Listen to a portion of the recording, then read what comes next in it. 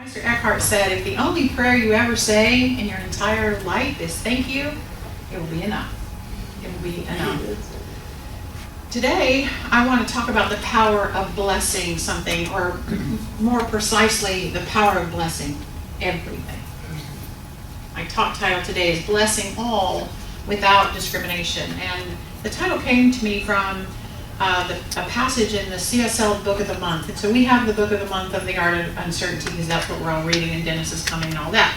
But the organization has a Book of the Month called The Art of Blessing by Pierre Pellerand. And this is what Pierre said. He said, "To bless all without discrimination of any sort is the ultimate form of giving, because those you bless will never know from whence came the sudden ray of sun that burst through the clouds of their skies, and you will rarely be a witness to the sunlight in their lives." What a gorgeous phrase. You know, when we bless others, we send a sudden ray of sunlight through their clouds, and you will usually never see it, and they will never know where it came from. I don't know about you, but I love sending rays of sunlight to other people and knowing that others are doing the same for me. The power of blessing. And perhaps that's what's meant by, sending light to someone, or knowing light for someone, being the light for someone. We are a sudden ray of sunlight that just comes through their clouds. And I think that's our calling as spiritual beings, to be the blessing of light to another. Mother Teresa once said, "We belong to each other. We belong to each other." Isn't that a beautiful idea of unity? We belong to each other. And that means that in the truth of oneness, your experience is my experience. Your good is my good is your good. Your laughter makes me laugh, and when you have a tear in your eye, I might have a tear in my eye too, because we are one. And I think the hardest part of the quote from the beginning was without discrimination. That's the hard part. Before we dive into that discrimination part, though, let's talk a little bit more about blessing. Pierre says this too. He says, to bless is to acknowledge the omnipresent, universal beauty from our material lives. It is to activate that law of attraction, which from the furthest reaches of the universe will bring into your life exactly what you need to experience and enjoy.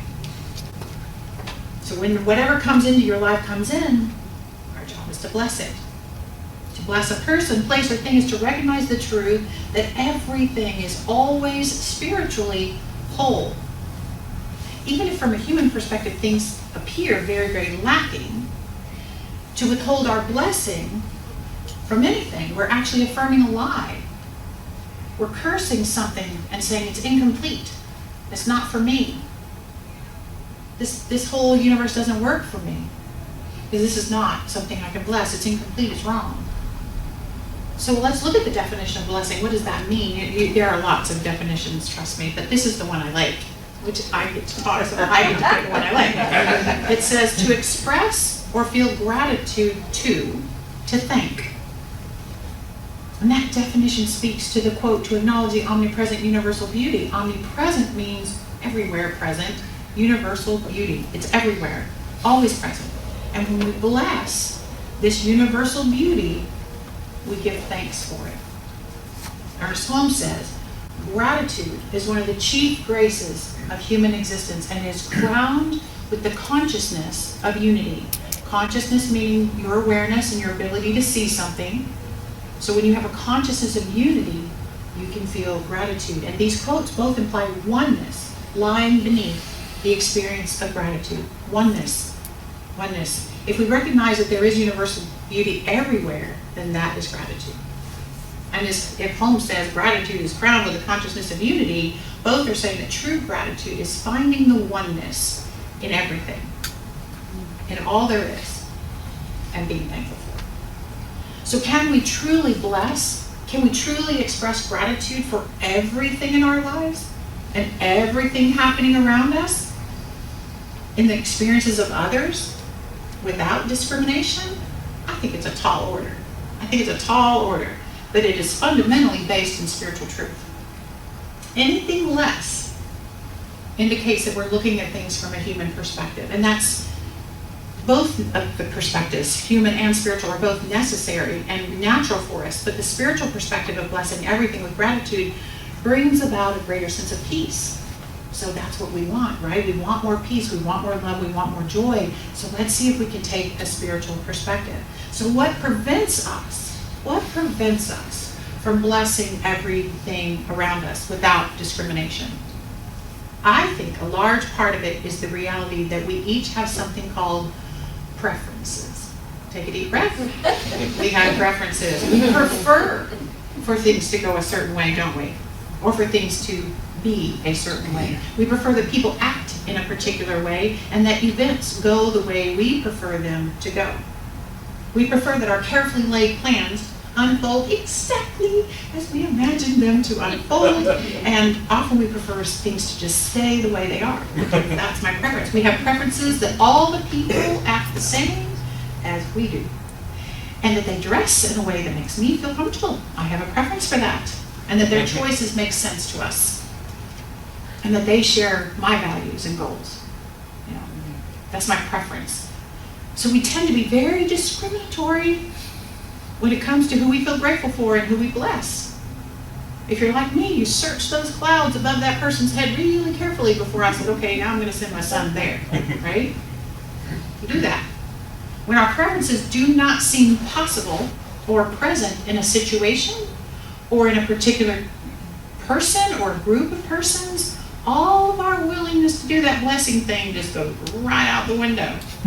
And most of us slip all the way off gratitude and get all the way into like cursing and complaining about whatever it is. But I believe our good lies on the other side of our ability to find the blessing, to find the good in everything we see, like Bonnie just sang. So why? Why should we practice radical gratitude or blessing without discrimination? Why? Why should we suspend our preferences and fall into this deep acceptance for what is really unfolding around us instead of wishing it were different? First of all, gratitude is powerful. Gratitude is powerful. It has the power to heal, much like love. Much like love, because it changes the vibrations of our thoughts. And when you can shift up to gratitude, things begin to change because we begin to change. So when you're in a sticky situation that doesn't feel comfortable, the sooner you can find your way to find something to be grateful for, the sooner the entire situation can transform. So I want to share some stories and examples on a few different levels of difficulty and scale.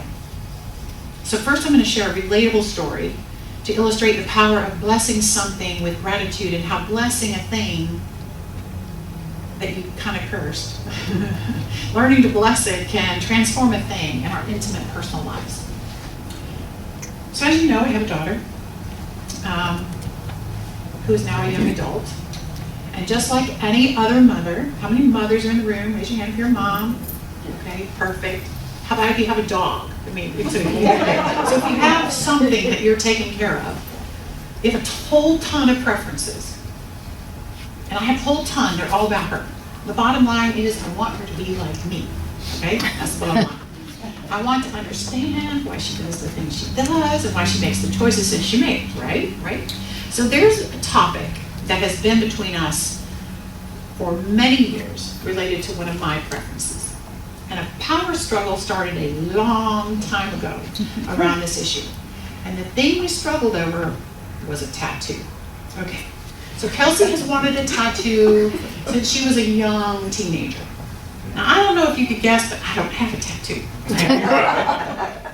I think tattoos are super cool on other people. Super cool. And I always admire someone's willingness to be jabbed with a zillion needles. That's really cool. Just for the sake of decorating your body with a little art, right? And I worked with art students for years, so I've seen a ton of tattoos in my life, and they're very interesting, but quite frankly, I never wanted one for my daughter, right? Didn't want one. I had these old-fashioned ideas in my head, like you're never going to get a job with a tattoo, or you're going to always have to dress to cover it up, or someday you're not going to want that too, and too bad, you got it already. You know, you can just imagine all the preferences I had about it, all the reasons for justifying my preference. We always have great reasons to have our preferences, right? Right, so not just me, okay. So when she was younger, I just kept saying, until she was 18, I would never sign for her to get a tattoo. I had the power in the situation and I wielded it mightily, right? And as you can imagine, that just made her want it more. It just made her want a tattoo more. So part of me knew that I was in a losing battle, like she was getting older. The birthday candles kept showing up closer to the tattoo, right?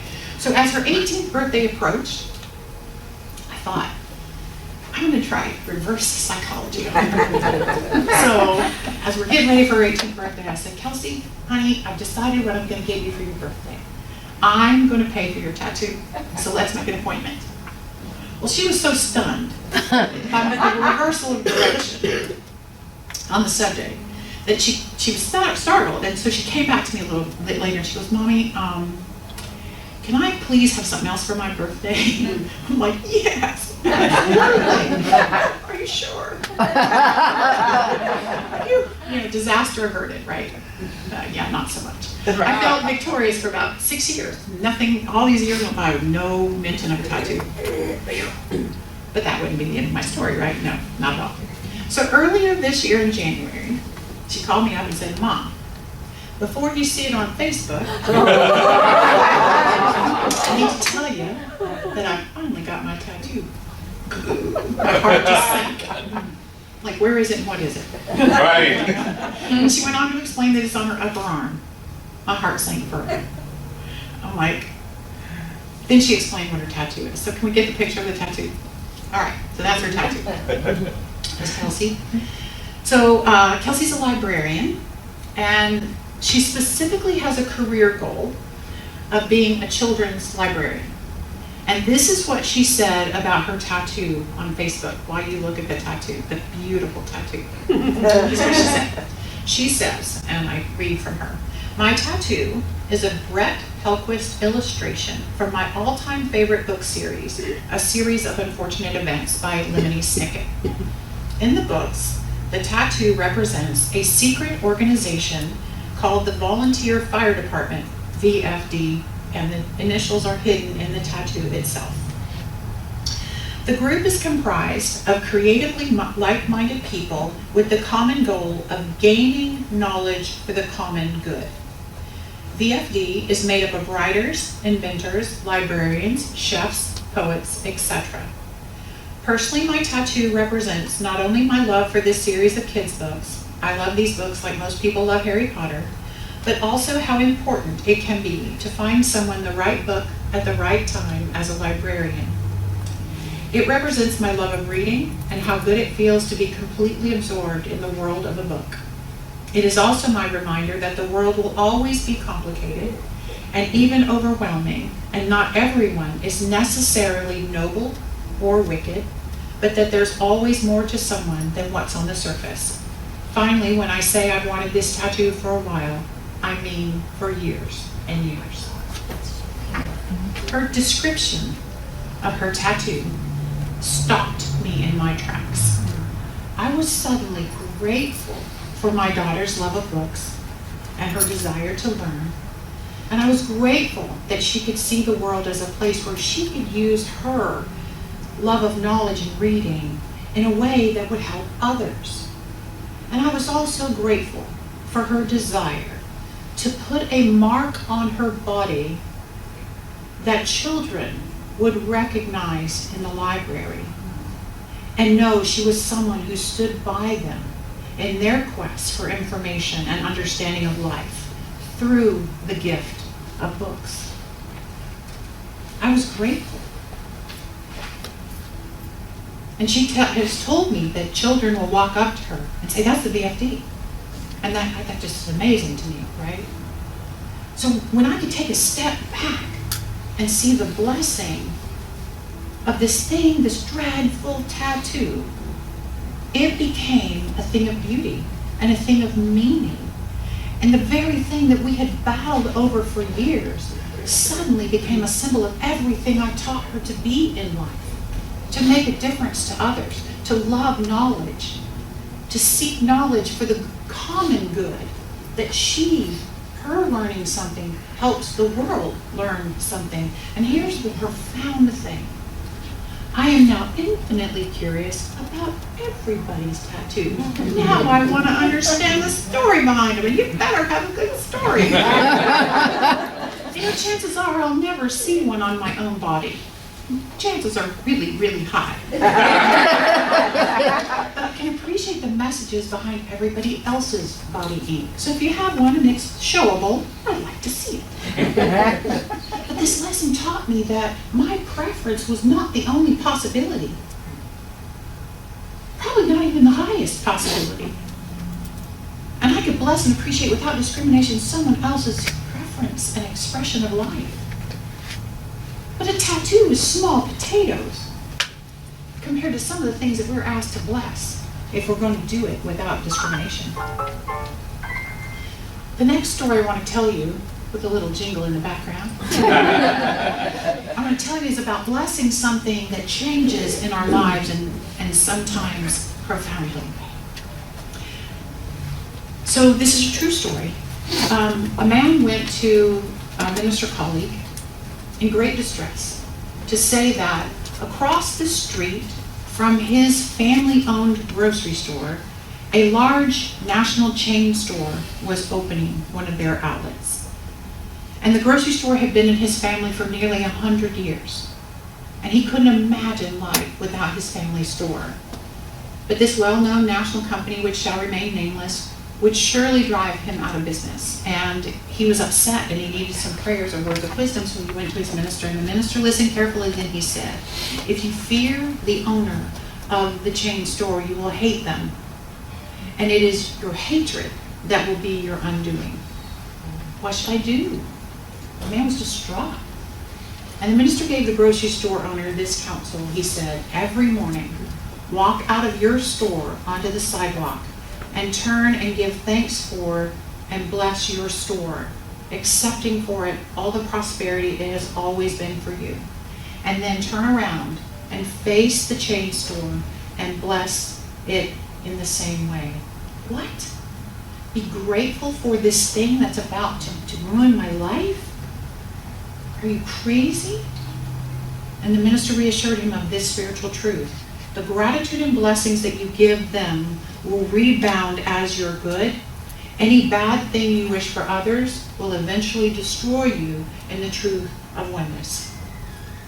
So 6 months went by before the man came back to his minister, and he said, "You're never going to believe what happened. You're never going to believe what happened. Just as I expected, this large store virtually stopped people from coming into my little store, and we have decided to close. But the wild thing is, I was hired as the general manager of the other store, and me and my family have been blessed in many ways beyond my wildest imagination with this opportunity." The grocer's preferences were not met, not even a tiny bit. He preferred to keep his family-owned store. He preferred for his life to stay the same. But Spirit had a greater idea of possibility for this man's life. Gratitude was the doorway to that bigger opportunity. Anything less would have rendered him unfit for such an opportunity. Gratitude allows you to become present in this moment and allow conscious thought to be in control of the situation instead of allowing a reaction to occur based on your preferences. And I think this grocer's experience is a universal one. We all have something in our lives that we do not want to change, but are watching it change anyway. It could be something as simple as your favorite TV show going away. Or perhaps you're watching a loved one grow more frail with age and you don't know what to do about that. Or perhaps there's this frustrating social issue that just will not give way to peace. We have preferences, things we want to change and things we don't want to change. We prefer life to be a certain way, but blessing something has a powerful effect in our experience, because even if the circumstances do not seem to be changing, we are changing. We are changing. if we can allow our preferences to fade into the background and actually see other possibilities available to us, we are more open to creativity and solutions. Why? Because gratitude shifts your focus.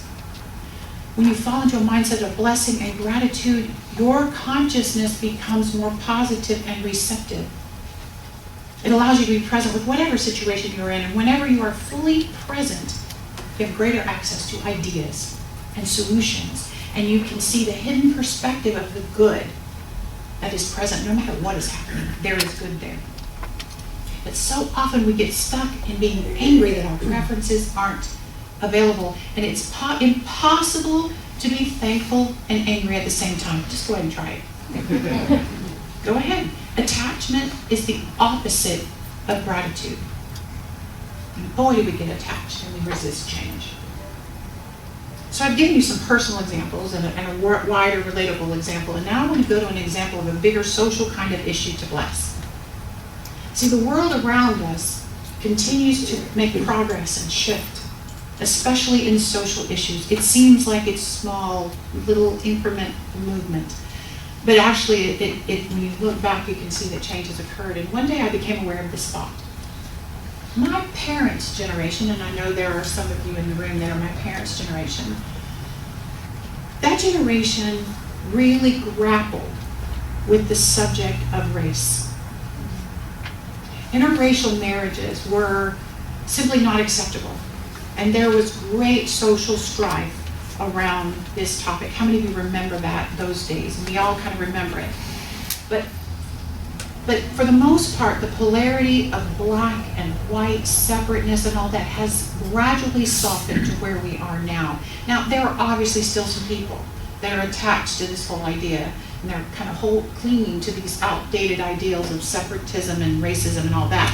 But the vast majority of us, at least in this room, the vast majority of us in this country barely notice an interracial marriage anymore. We just never notice. We just bless it just like any other couple and the union that they're creating. We've let it go, right? So my generation tackled the subject of sexuality. We tackled that. Gay and straight were words that we sought to understand and accept in ourselves and in others, and we moved the needle on polarity of this issue, on this continuum, started to understand bisexuality and everything in between. And in my lifetime of working on this issue, we have, for the most part in this country, found a way to bless same-sex couples too, and their lives, and let them live peacefully and all of that. And I watch straight allies express their gratitude for their gay friends, and they learn to rattle off the letters LGBTQ and all that with their voice.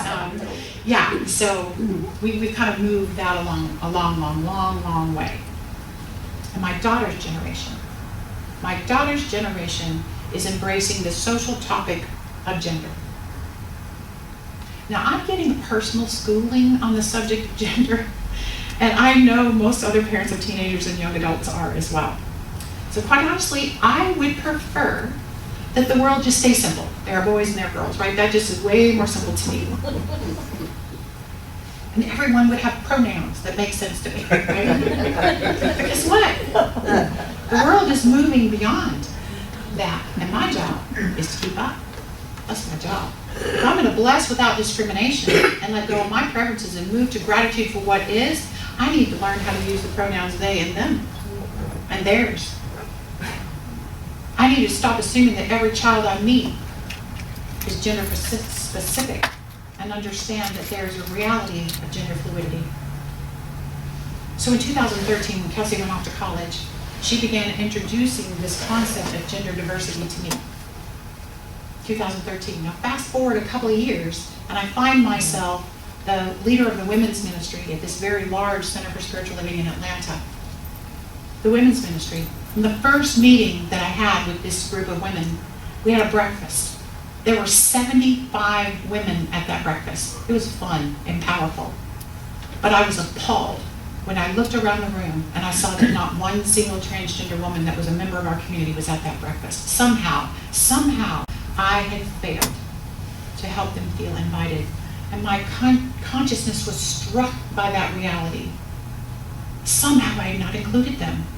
Somehow they had not felt my blessing on them as a transgender woman.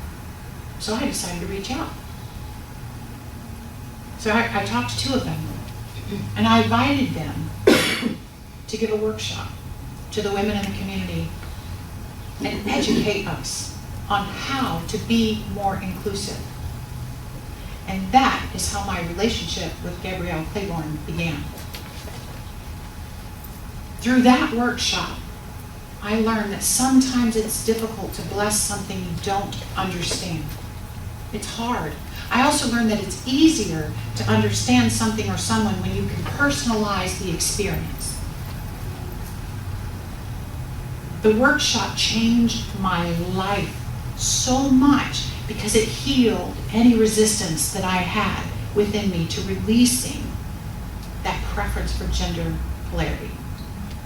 I learned to appreciate the gender fluidity in all of us, and we all have it, and bless all of it. And I found that healing to be so profound that the minute I got here, one of the first conversations I had with someone back in Atlanta, that I'm a minister here, Gabrielle, I want you to come to my center. I want you to help us heal this in Tampa. I wanted it as soon as I could make it happen. And a few months ago, we were so excited to realize that the National Lesbian and Gay Chamber of Commerce is going to be here. And Gabrielle and she has a company called Transformational Journeys. And what she does is she goes around the country teaching major companies like Xerox and FedEx and whoever, Delta, how to honor their transgender employees. That's what she does for a living. And she's going to be here. She's going to be here. She will be in town. So Saturday's workshop will be an opportunity for all of us to learn more about this important social healing that's going on right now in our country, right now in the world. And blessing gender fluidity is a critical piece for all of us to learn how to bless the totality of the human experience just a little bit more. Every single one of us has a thought when we see a transgender person, and most of us have a calling to a higher thought. Ernest Holmes says, our thought does not go out to influence person or things. What it does is readjust our own consciousness, our own thinking, to include a larger and more harmonious field of action. We learn that when we get our own consciousness straightened out, things in our external world adjust themselves to meet our new and better inward awareness. Your life is constantly challenging you and your preferences and inviting you to learn how to bless something new, something that's changing, or something that's even downright confusing. The spirit within you is tapping you on your shoulder to accept that thing, that person, that change, that situation. Accept it and give it your blessing. Find the blessing in it. Doing so improves the quality of your life. It makes you feel happier. It reduces your anxiety. It lets go of stress. Gratitude helps you sleep. How many of you need more sleep? Gratitude would be amazing. It brings your heart closer to others because you can see the sacred in everyone and everything. The goodness in you and the goodness in others is one goodness. The bottom line is, your preferences are not the only possibility, and often not even the highest possibility. Hold them loosely. And I'll close with a final quote by Ernest. Good old Ernest Holmes. Let us so live and think that we may retire at night in peace, knowing that no harm can come to the soul, that we may rise in the morning renewed in body and in mind with a brighter outlook, a happier expectation, and a clearer joy, looking upon all with love, condemning none, and blessing even those who seek to injure us. Let us learn to be perfect, even as that divine being residing in the heart of all and overshadowing eternity must always be perfect. I bless you and you and you and you, and so it is. So it is.